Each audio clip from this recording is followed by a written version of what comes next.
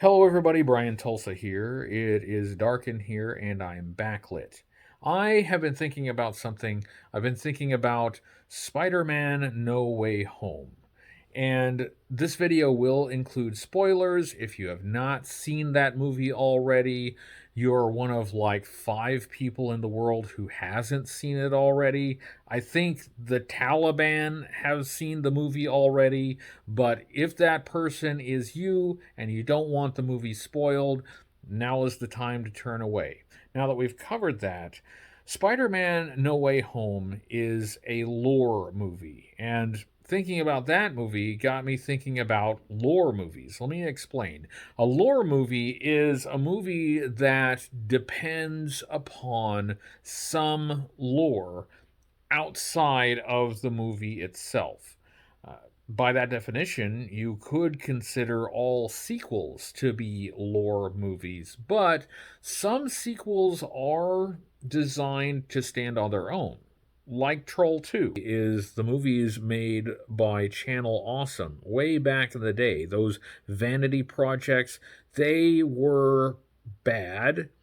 They depended heavily on references to the the movie reviews on that channel, skits and jokes that they made in those movie reviews. And if you hadn't seen those specific videos, you wouldn't get the joke. Sometimes when you had seen those specific videos and you did get the joke, it often still wasn't very funny.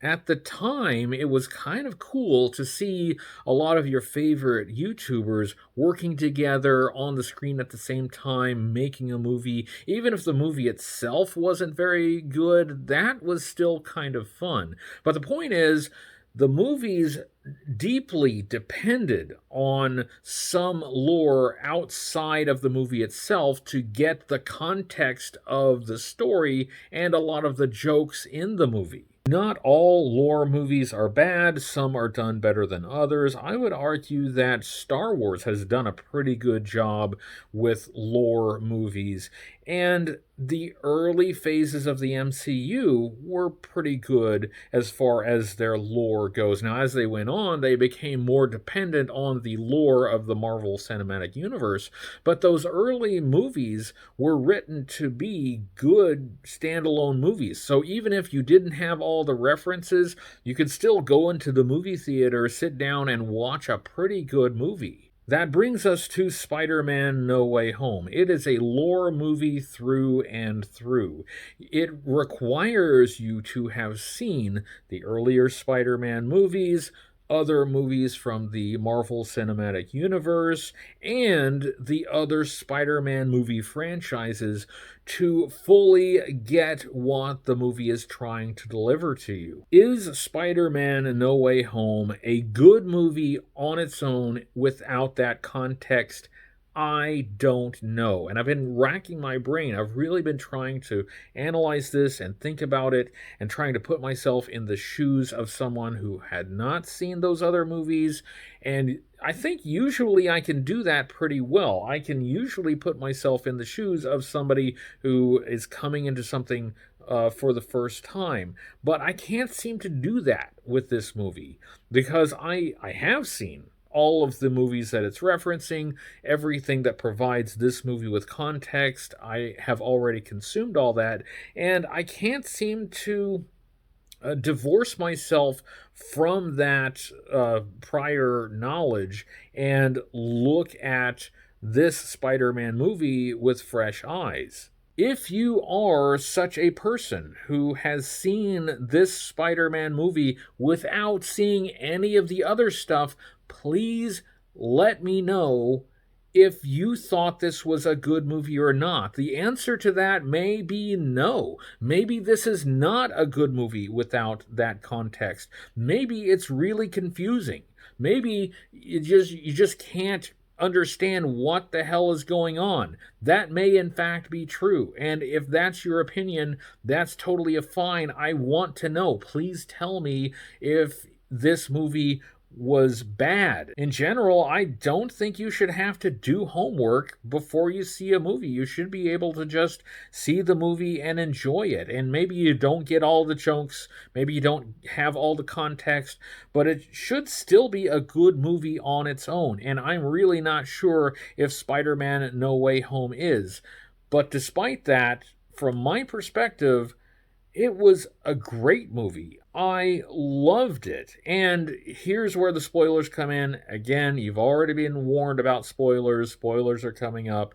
But from the halfway point in that movie, when Aunt May died, everything after that was gold. I could not turn away. If I put the movie on, once it reached that point of the movie, I don't think I could turn it off. I don't think I could pause it to go to the bathroom. I'm completely sucked in. I can't turn away, and I love every minute of it. Based on some rumors and some leaks, I had a pretty good idea that Andrew Garfield and Tobey Maguire would be in this movie. I assumed it would be a brief cameo, and given that we had gotten to the halfway point in the movie and they still hadn't appeared, that supported my assumption that it would just be a brief cameo, but it was so much more than that. I did not know that I needed this meeting of three Peter Parkers, but now that I have it, I don't think I can live without it. It's a very emotionally intelligent movie. Peter Parker's friends, MJ and Ned, they are supportive. They react to situations and events the way you would hope your friends would.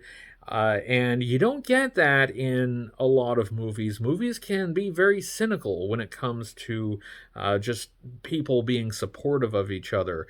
I think it's a hallmark of lazy writing when you have stories where every character is just despicable.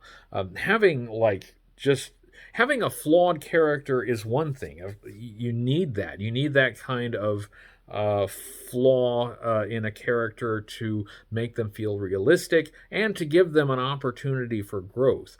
But having a flawed character is different from having a despicable character who's just a horrible person.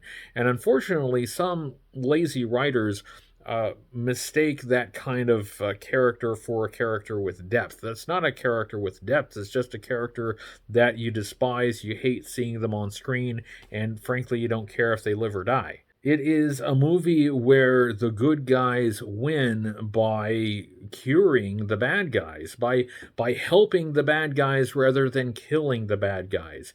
And of course, you see lots of movies where the hero is moments away from killing the bad guy, but decides that, no, you're not worth it.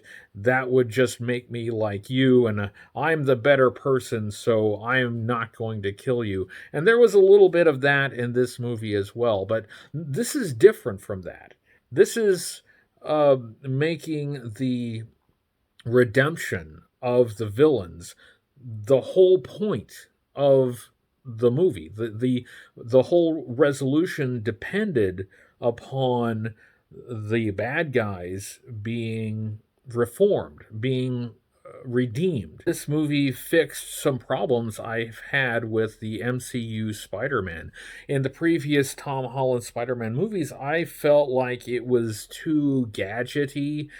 Spider Man was like Tony Stark Jr., lots of the crazy, Tony Stark Iron Man technology, and not enough of just Spider Man.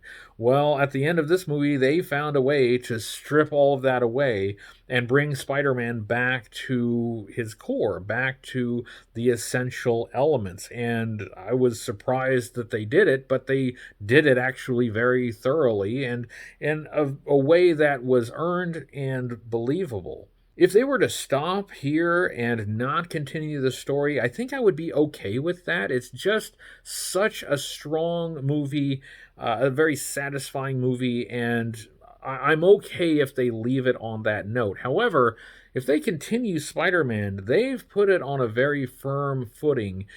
They've started a new era that I think could feel more like Spider-Man, and I think that's a great thing. I'll leave you with some questions. Can you think of some other lore movies that were not very good, some bad ones, but specifically bad because they were lore movies? Because without the prior knowledge, it was in fact just a terrible movie. Not terrible just because it was bad, but terrible because without the context, it was nonsense. Can you think of any other movies like that? Reference the Channel Awesome movies. I think those are great examples of that. I mean, they're bad movies, but more specifically, they are bad because they make no sense. Some of the jokes just come out of nowhere unless you get the references, which a lot of people probably don't. Next question. Do you get the same things out of Spider-Man No Way Home that I did? Do you feel the same way about it? Do you have some other thoughts about it, other impressions about it? And finally, are you the rare person who watched that movie without seeing any of the prior stuff? You didn't see any of the MCU movies. You don't get the references to Iron Man. You don't get the references to the previous Spider-Man movies for, the Mysterio and the reveal of Spider-Man's secret identity. You didn't get any of that context. You didn't see any of the previous Spider-Man movies, so you have no idea who Andrew Garfield and Tobey Maguire are. Who are these strangers who just showed up out of random in this movie? If you are that person, please, I'm not knocking you. No insults at all. And you are now you're now the MVP. You're the most important person to me because your opinion is pure, right? And I need to know, did that movie make any sense to you without that context? Is the movie any good without that context? Please tell me. If you know anybody who fits that description, find that person. Ask this question and tell me because I need to know. Thanks for watching. I'll see you all next time.